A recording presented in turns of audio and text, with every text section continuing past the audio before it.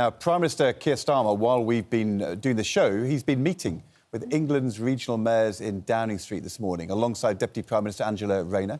And the new government says that discussions that start in the past hour are the first steps towards unlocking economic growth, tackling regional inequality. So we're joined now by Jim McMahon, Minister of State at the Department for Levelling Up, Housing and Communities.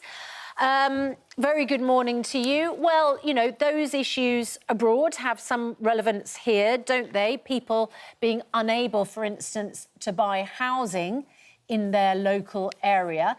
We heard from the Chancellor yesterday. On the one hand, fantastic. We need houses, especially for those who can't afford them and for young people who can't get on the housing ladder. 1.5 million is a lot to achieve. How are you going to do it and where are you going to put them? Well, I think you're absolutely right that there is a housing crisis in this country and there is a human cost to that. I look at my own town and today there are 1,000 people in temporary accommodation, including 500 children. So those are whole families sharing a single hotel room without the security, sometimes away from their local primary school, sometimes away from their family network, their friendship networks in the round. And that's just immoral. You know, we need to give people the security of a safe, decent and affordable home. And so the ambition for 1.5 million homes is an ambition because it's a nation's ambition. People recognise we're in a crisis and we have to do something about it. How are you going to do it, though? Because we've heard the warnings that you're going to be targeting greenbelt land. That's an immediate no from many, many people. However much they want a housing target reached, not in my backyard. Well, I mean, first of all, there's not a targeting of greenbelt land. We have been clear from the outset that we believe in a brownfield first policy. And so that's making sure that these post-industrial sites that will create, sites for many, many houses that people are desperate to see brought back into use should be the first to be developed. There will be a need, though, to develop outwards. And what we need to make sure is that the green belt in people's mind will be the rolling countryside of England that you might see on the train journey, for instance. Actually, that's not the green belt at all. What we're talking about is the grey belt. We're talking about disused car parks, old garages that are on the edge of conurbations that local people would want to see developed. It's classified as green belt, though, isn't it? Yeah, well, I think, and that's exactly the point, isn't it? When people think about the green belt, they think about the rolling hills. What we're talking about are those sites that the community will want to see developed because actually they're pretty grotty. People need local housing. And I also think that people want to ensure that the next generation can stay in the places where they were born and raised. And far too often people are priced out or there's just no availability. Having a first dibs policy so local people, first-time buyers, can stay in the communities where they were born and raised, I think people will really rally around. Are you going to be talking to your own cabinet colleagues about this? Because Angela Rayner back in 2017 said the government should not be selling off our green belt to private developers. Rupa Huck also last year celebrated the scrapping of a 26-storey tower development in her constituency, which would have created 477 homes. Lisa Nandy, now the Culture Secretary, back in 2016, argued against a building project in her own constituency. I believe it's wrong, she said, to consider greenbelt land for development, and says on a website she opposes any development on greenbelt land. It's not just in your own backyard, it's in your own cabinet room. Well, I think there will be legitimate concerns. We need to go back to, in a way, to what the green belt is for there, where the green belt does add value. And where the green belt really add value is to prevent urban sprawl. So communities that are large urban conurbations, where lots of people live in a close community, but do need access and deserve access to good quality environment, nature, green space. And that's what the green belt is for.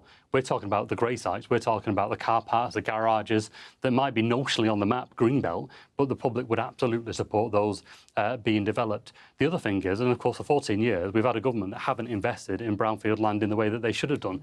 You know, it's not right that on one hand it's been a free-for-all for developers to build on the fields that people do value, but the industrial sites, the old factory sites and the old mills that people are desperate to see redeveloped so people can stay in the communities where they were born and raised, have been neglected. I've got mill sites in my own constituency that have been derelict for 15 years. It was the government previously that cancelled housing market renewal that would have brought those to market. Well, that's got to be put right.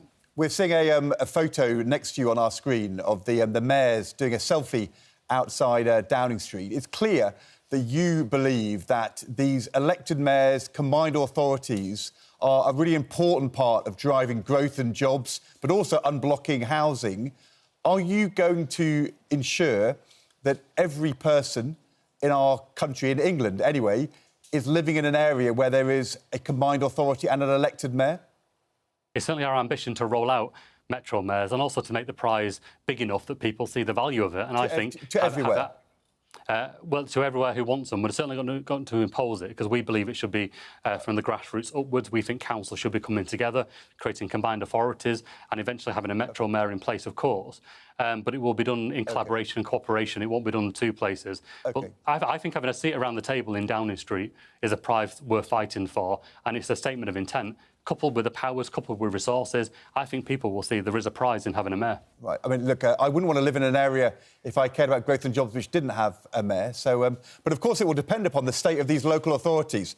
We know that Birmingham, Croydon, Nottingham, Slough, Thurrock, Woking are all in Section 114. Essentially, they're bankrupt. There's another 19 councils in real trouble. It's reported it could be over 100 over the next year. This is a financial crisis now, isn't it, in local government, which you are facing?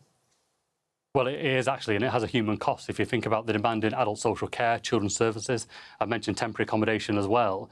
That's a material impact on people's everyday lives, and it can't carry on being the way it is. So we do need to address it. We're, of course, preparing for the draft financial settlement in December, and a lot of work's underway at the moment. Sure. But we're also very clear that... But you can't wait, Jim, for financials... You know, if it's children's services, if it's the safety of families, if it's about security on our streets, you can't wait until December. Don't you need to talk to the Chancellor now? She said she's doing an assessment of public spending pressures before the end of July. Surely your job now as local government minister is to say these councils need extra money this week, this month. You can't wait till the autumn.